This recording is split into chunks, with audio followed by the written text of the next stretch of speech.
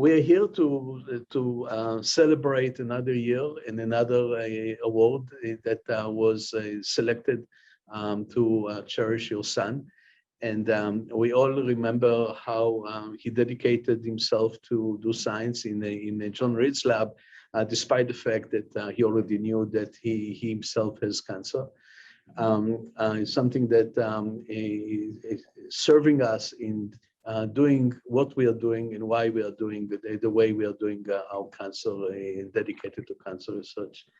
So perhaps I'll let you have a couple of minutes reminding us about your son, and then I can describe how we went this year through the selection process and what evolved from there. Perfect. Please. Well, first of all, I want to thank the Institute for the compassionate way you dealt with Eric, who developed a very severe disease and really wanted to make a contribution with the remaining time that he had. The Institute arranged to cover him whenever he had to be in for chemotherapy or was hospitalized because of complications, and kept him productive until 4 days before his demise. That compassionate listening to what he wants and helping make it happen was incredibly important. So thank you. Secondly, thank you for considering this award, because the other thing he wanted to do was to have somebody pick up where he left off. And these awardees are doing that. It is so wonderful to hear their progress. And I'm glad, Ziv, you mentioned about the work on COVID, because I'm going to finish by saying thank you for continuing to work on COVID and cancers. And I'm going to revive a happening that happened through NIH. It turns out that this, of course, is SARS-CoV-19, and there was a SARS infection mostly around the rest of the world back in 2003. Mm-hmm. NIH contracted with a lab that would be very similar to the Institute's, and with people that were very similar to Guillem and Cosimo, to take segments of messenger RNA and inject them into animals. And they did this for 6 months or a year, hundreds, and they finally found one sequence that worked.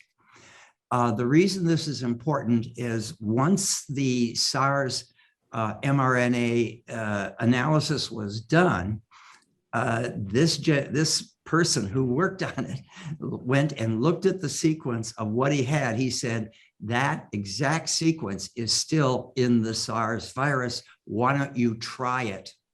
NIH sent that to Moderna, who manufactured it, injected it, and in 3 weeks found a terrific response. They have licensed it then on to Pfizer, and the rest you know. So I am saying that the work you are doing now may pay off anytime. Just do good science, write it down, and congratulations for this kind of benefit. Barb? Oh, okay. It's been 15 years since my son passed away. So much has happened in the world and in the world of science. Eric would be so proud to have his name remembered at the Institute, but especially through a scholarship. He loved to learn, and certainly the Institute gave him the resources and the space to continue learning. The support, as Eric mentioned, that he got from his colleagues during this was just amazing. They would, when he was ill or in chemo, they would keep his experiments going. And sometimes, as you well know, that meant going in the evenings and at night.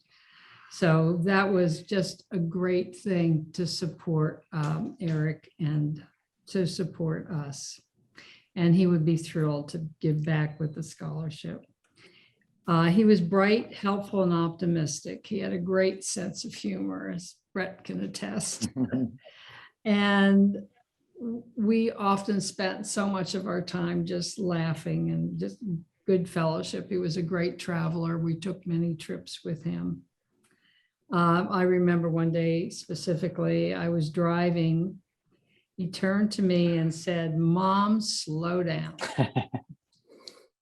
I want to get to chemo, but I already have cancer and don't need to be in an automobile." And he turned over and he looked at me and started laughing. I, of course, slowed down. So thank you for setting aside a special time for our family to meet the scholarship Yes. recipient. That is, I'm so happy to meet you, Guillem. That's Yep. just wonderful, and to see your face, and Cosimo, to meet you. It's nice to know what's happening. I have to highlight that those that were selected over the last years to be Dudl scholars, each and every one an outstanding scientist at the Institute. And not only that, if you look at what happened with those folks years later, each of them went and became a leader, an extremely successful scientist in the field, whether it is in the academia or it's in industry, one by one. And I think that last year I even stopped and gave some examples from some of those that were selected in Yes, the yes. And I think that having Guillem selected this year reflect just one superb addition. And I want to tell you a little bit as how we are conducting the process. So in the Cancer Center, we have the 3 programs, each program led by 1 or 2 directors, or program leaders. And we are asking for nomination of those that stand out from our faculty, from the trainees that are actually doing the research in the laboratory, the cancer research. And following this request, we do get a number of nominations, and the nominations are being evaluated by the leadership members. So members that are leaders in the Cancer Center will go and review each of the candidates and the reason for the nomination, the history, the background, the trajectory for success, and so on and so forth. And based on all of these together, we'll come with a recommendation or vote for a given candidate. And it's the vote of the collective leadership team that is resulting in the nomination of a person that is now standing in front of you, Guillem. Before you hear more about Guillem from Cosimo, I have to tell you that Cosimo was recruited to our institute from New York about 5-7 years ago, and is one of the leaders in a specific field of cancer metabolism, and discovered a total new field during his training, and his laboratory is dedicated to a new approach by which cancer cells are able to feed themselves and trick everything else around. And so Cosimo, being outstanding on its own, have set very high standards to folks in his laboratory, and the rest is history. So Cosimo, please, it's all yours now. Thanks very much, Zev.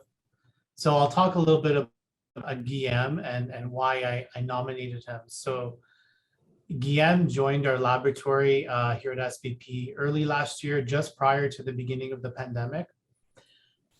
This was a big move for him because he moved from San Diego from Spain after he graduated with his PhD in biomedicine.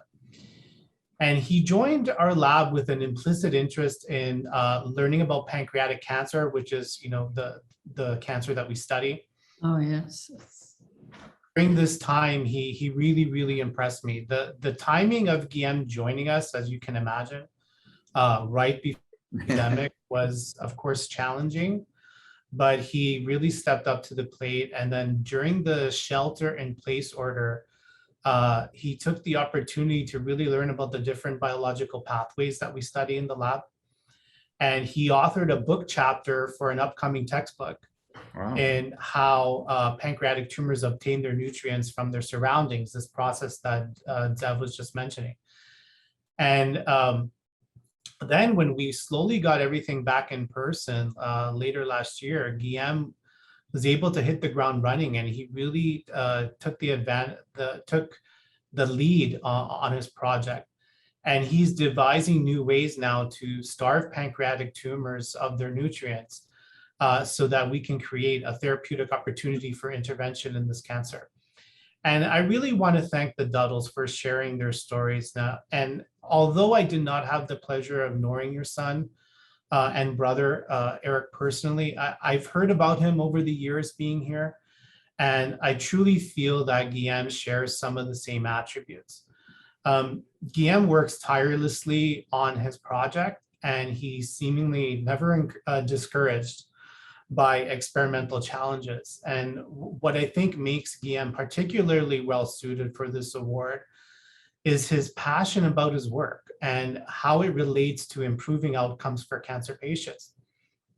So we're truly lucky to have Guillem as a member of our lab and here at the Institute. And I really want to thank you, the Dudls, for granting him this award. And so I'm going to pass it off to Guillem now to tell you a little bit more about what this and a little more about his research. So thank you very much, Cosimo, for this wonderful introduction. It is always a pleasure to hear your boss say nice things about you. Yeah, first of all, I'm extremely pleased of being here today. Being selected for this scholarship means a lot to me because for sure it will contribute to my career development as a cancer researcher. Since the dream that Eric and we all researchers share is to contribute in understanding this complex disease that is cancer in order to find new effective ways to confront it. So any help we can get is what allows to kick ourselves to the next level and contribute in a more effective way to the complex field of scientific research. So as Cosimo said, I joined the lab almost 2 years ago, and I had to recognize that I was extremely lucky because when I arrived to San Diego from Barcelona, my hometown, to start working in his lab, yeah, it was just 1 month before all the COVID situation started. So I arrived just on time to join the lab and start conducting my research in the institution, which I have to say, it has been with no doubt the greatest choice I made for my professional and scientific career. So, and despite all the different adversities we had during this pandemic, I am happy to say that my research has substantially progressed from the day I joined the lab till today. And it couldn't have been possible without all the help I received from all the people of the lab, and especially from Cosimo, my mentor, and also from all the resources of the institution, which is actually an excellent place for any postdoctoral associate to progress in the scientific career, whatever the research area is. So, as Cosimo mentioned, my current research is mainly focused in studying a biological process which is exactly named macropinocytosis, also known as cell drinking process, that cancer cells exploit in order to survive in an environment very poor of nutrients. So the sense of cancer cells enhance this process is because in order to overgrow, they need to collect much more nutrients from the environment than a normal cell. And when they have consumed all of them, they need to adopt alternative ways to survive and progress. So what they do is they overactivate this cell drinking process in order to get any molecule from the environment that can be used as a nutrient source. And avoiding the activation of this process has already shown to prevent cancer progression in mice. So what I'm focused now is in studying novel modulators that regulate this enhancement, and when these cells are exposed to a poor nutrient environment. And for now, we have to say that we have determined that targeting these factors prevents this enhancement in macropinocytosis, causing cancer regression in mice. And so now we aim to demonstrate whether these factors could be used as a future therapeutical target for cancer treatment. Yeah. Yeah. That's just Excellent. excellent. Yeah. So, and, yeah. That's And amazing. although considering new therapeutic approaches is a very long-term process, I am happy to say that we are now close to characterize how these molecules I am studying are modulating the increase in macropinocytosis, which provides us a better understanding of how this process is enhanced in cancer cells. And we hope we can send it for publication in a few months. Oh, wonderful. Wow, that's great. Yes, Terrific work. A lot of Yes, progress. for sure. it is. We really So- love Barcelona. Yeah. City. Thanks, So Guillem. now Thanks, that- Cosimo. Yeah. Yeah. So now that step by step we are overcoming the COVID situation and going back to normality, and the presidential meetings are coming back finally, I would like to invest in the fellowship to attend any cancer meeting in order to learn more about all the different areas of study and different techniques in order to implement them in my research career. So yes, Wonderful. yeah, so just I have to say that thank you again for making that possible. Thanks to Cosimo and the institution for having considered me as a candidate, which again is a very, very big honor. So thank you very much. You're very welcome. Excellent. Thank you very much. And I can tell you as Eric's brother, he would be so proud and so happy. I have no doubt in my mind. He loved education. He loved, this is truly the best way we could honor his legacy by supporting and inspiring others who are working on fighting cancer. So thank you for what you're doing. Thank you. Thanks, Brett. Thanks, Guillem. Thanks, Cosimo. And of course, Jim and Barbara. It has been short, but I really hope that next year we're going to do it in person. Well, And that to would be be so lovely. much better and so much more enticing. We are walking into another year, and I hope it's going to be a COVID-free. We did learn some very interesting lessons that we did not anticipate, thanks to the whole situation we went through, and Jim touched upon one of them, and that's the RNA knowledge of the RNA vaccine. We now start to consider RNA vaccines for different diseases other than COVID. RNA vaccine for cancer, for one. Yeah. And so things that we have not talked about earlier now come to fruition, and are a substantial traction that takes place with respect to those new opportunities. So good things emerge from anything. We just need to give our minds and put our minds together in order to see that happens. So again, thank you very, very much. It has been an honor to host this again. And I look forward to meeting you next year with the new selection of the Dudl Scholarship. Thank you. Congratulations, Guillem. Thank you, Thank you. Joe. Thank you.